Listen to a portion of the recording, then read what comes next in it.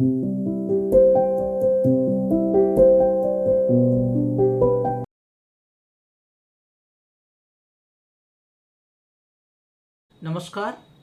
मैं हूं professor doctor NP Singh और आप सभी का जीविता टीवी चैनल में स्वागत है। आज का विषय है गाउट या गठिया और उसके साथ लेमन या नींबू का लाभदायक प्रभाव। लेकिन उससे पहले आप सभी से निवेदन है कि आप इस चैनल को लाइक करें, सब्सक्राइब करें, शेयर करें, अपने कमेंट लिखें और आप किस विषय पर और जानना चाह रहे हैं उसके बारे में भी ज़रूर हमें बताएं।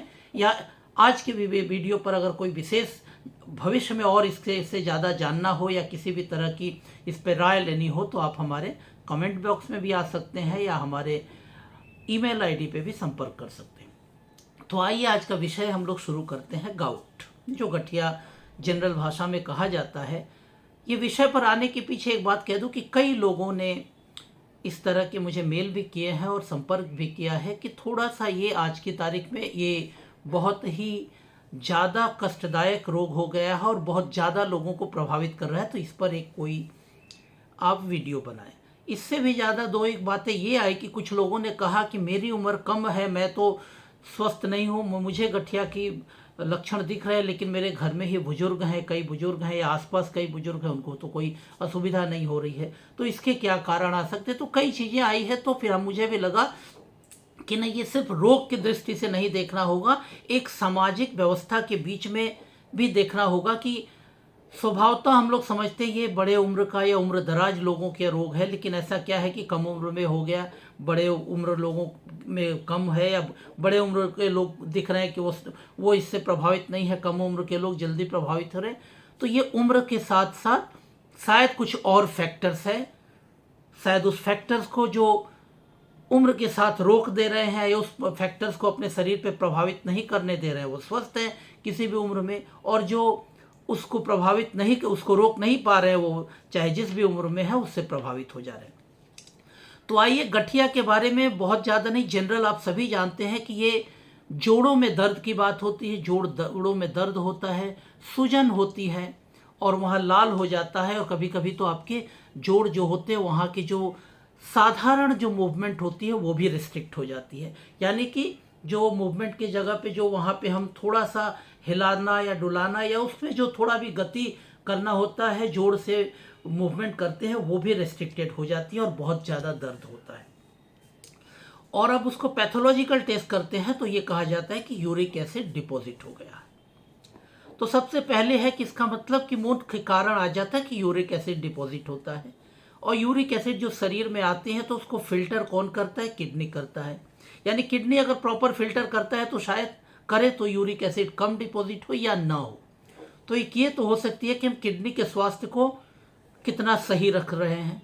तो इसको हम बहुत उम्र के साथ ना देखें, अगर हम अपने स्वास्थ्य प्रक्रिया को, किडनी के स्वास्थ्य को ठीक रखते हैं तो शायद हमारी यूरिक एसिड की डिपोजिशन और उसका एलिमिनेशन, यानी जो जमा हो रहा है और उसका निष्कासन, दोनों में एक बैलेंस रहेगा, तो उसका कुप्रभाव हमारे शरीर पे नहीं होगा। दूसरी बात है कि जो हम यूरिक एसिड की वजह से प्रभावित हो रहे हैं, वो यूरिक एसिड के सोर्स क्या है, हमारे शरीर में यूरिक एसिड क्यों आ जा रहा है या बढ़ जा रहा है। तो अब आप इसको सोचेंगे तो मुख्य जो केमिकल है शरीर में, जो प्यूरिन है, प्यूरिन हमें यूरिक एसिड को डिपॉजिट होने में, उसके लिए मेन केमिकल है प्यूरिन, जो ब्रेक डाउन होने पर यूरिक एसिड को शरीर में पैदा करता है। अब इसके पीछे भी दो वजह होते हैं प्यूरिन की। एक तो प्यूरिन है एंडोजिनस, यानी कि जो हमारे कोशिकाओं में है और शरीर के अंदर ही अपने आप एंडोजिनस बनते हैं, तो वो अपने आप बनते हैं और हर सेल में वो कुछ ना कुछ हैं, और जब सेल की मृत्यु होती है तो वो प्यूरिन फिर निकल के रिसाइकिल में जाके फिर काम में आते हैं। दूसरा होता है कि जो हम खाना खाते हैं उसमें कई चीज़ें हैं जो उसमें प्यूरिन बहुत ज़्यादा है, और वो प्यूरिन जब शरीर में जाता है तो हमारे शरीर के अंदर के प्यूरिन और बाहर भोजन के द्वारा जो प्यूरिन जाता है, दोनों मिल जब जाते हैं तो मिल के एक बाई प्रोडक्ट बनाते हैं, और वही बाई प्रोडक्ट यूरिक एसिड के रूप में हमारे शरीर में बनता है। और वो यूरिक एसिड क्या होता है, अगर आपके शरीर में अधिकांशतः वो यूरिक एसिड एब्जॉर्ब हो जाता है और कुछ जो होता है उसका निष्कासन हो जाता है। ये शरीर की अपनी एक स्वस्थ प्रणाली है जिसमें इस चीज को एक सामंजस्य में रखता है ताकि उसका शरीर पे कुप्रभाव न पड़े। लेकिन जब इसका शरीर में संचय या शरीर के अंदर इसका इतनी मात्रा बढ़ जाती है कि शरीर अपनी जो सामान्य प्रक्रिया से इसको एब्जॉर्ब या इसका निष्कासन नहीं कर पाता, यानी हम शरीर में इतना ज़्यादा दे देते हैं चाहे जिस वजह से, तो शरीर की जो अपनी क्षमता है उस क्षमता से ज़्यादा हो जाता है, तब शरीर अपने निकालने के बाद भी वो शरीर में जमा हो जाता है। तो ये एक बहुत बड़ा कारण है।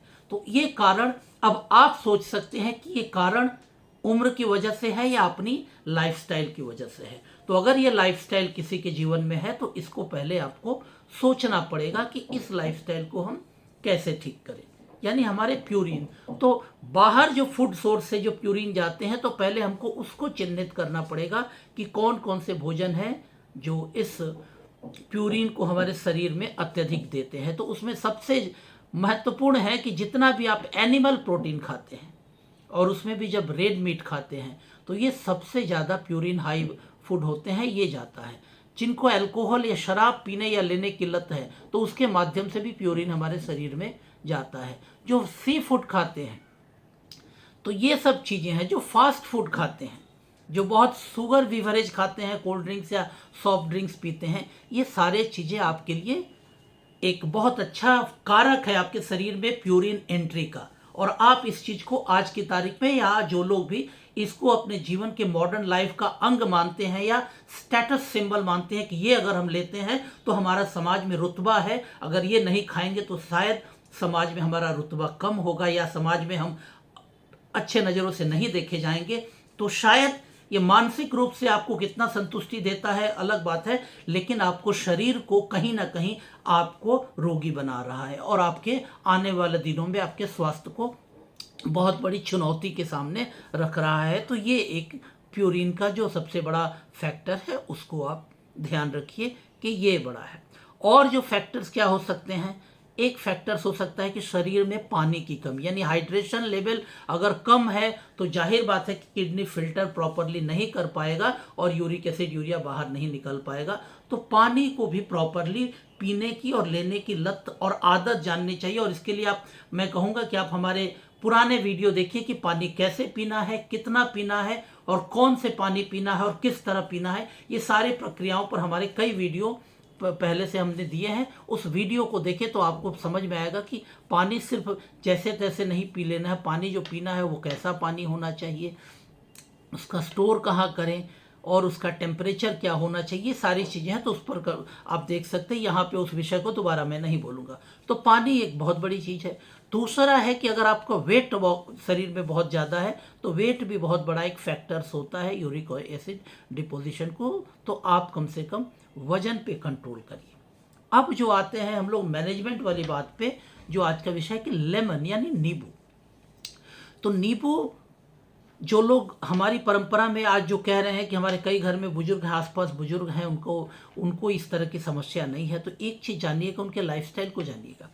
या ऐसे भी जो थोड़ा बहुत छोटे शहरों में या गांव में या बड़े शहरों में कई जगह पे जहाँ भी अभी भी लाइफस्टाइल में परंपरागत भोजन शैली है, वहाँ पे नींबू खाने की आदत है। और नींबू का एक बहुत बड़ा रोल है कि शरीर में जो यूरिक एसिड डिपोजिशन है उस यूरिक एसिड को एक्सट्रैक्ट करने या उसको एलिमिनेट करने में बहुत बड़ा सहायक होता है। तो अब ये है, तो ये तो सामान्यता है कि अगर सामान्य लाइफस्टाइल में रेगुलर नींबू जो लोग खाते हैं तो उनके लिए तो ये संभावना कम रहती है।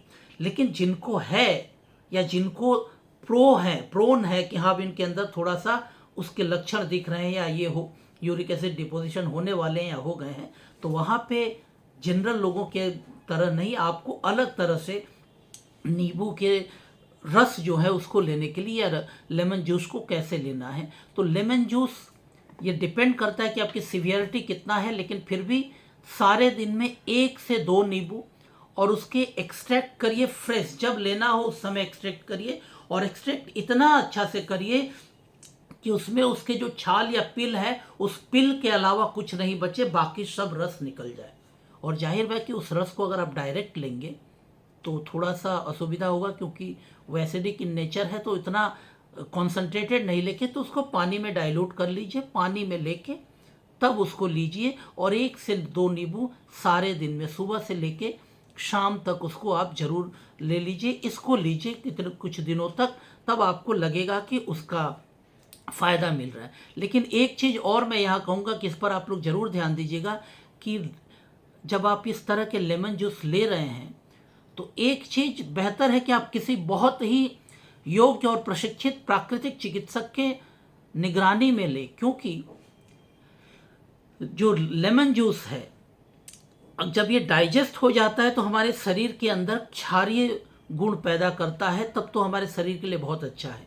लेकिन अगर आपकी डाइजेस्टिव सिस्टम उस तरह से मजबूत नहीं है या आपकी डाइजेशन में कहीं कुछ ना कुछ प्रॉपर प्रॉब्लम है जिसकी वजह से यह लेमन पूरी तरह डाइजेस्ट नहीं हो पाता, तो वो एल्कलाइन मीडियम नहीं पैदा कर सकता, तब इस लेमन का प्रभाव आपके शरीर पर उतना नहीं पड़ जाता। इसलिए कई लोग बोलते हैं कि हम भी तो नींबू का रस या नींबू का जूस या लेमन जूस पीते हैं, हमको तो फ़ायदा नहीं होता। किसी को फ़ायदा होता है, किसी को नहीं होता है।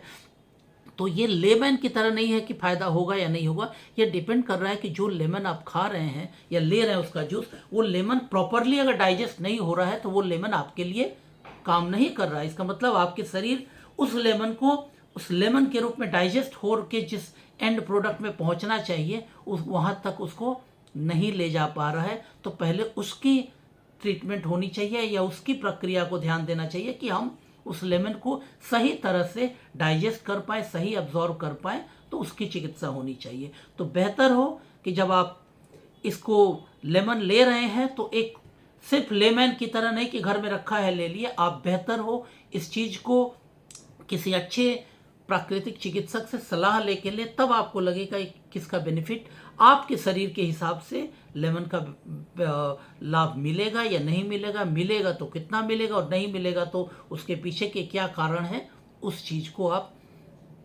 देख सकते हैं या उस चीज़ को आप इराडिकेट कर सकते हैं या उस चीज़ को निकाल सकते हैं। तो ये चीज़ है और मैं यही चाहूँगा कि आप बिल्कुल स्वस्थ रहें।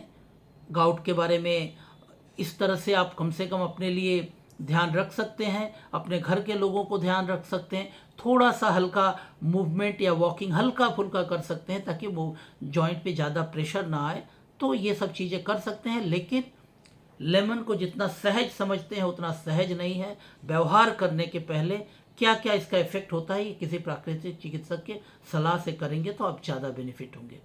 तो आपको ये आज का वीडियो कैसा लगा, इस पर ज़रूर अपनी राय दें, कमेंट दें, शेयर करें और इस पर और क्या जानना चाह रहे हैं ज़रूर बोलिए, तो हम आगे और इस विषय पर या और विषय पर हम लोग लेके आएंगे।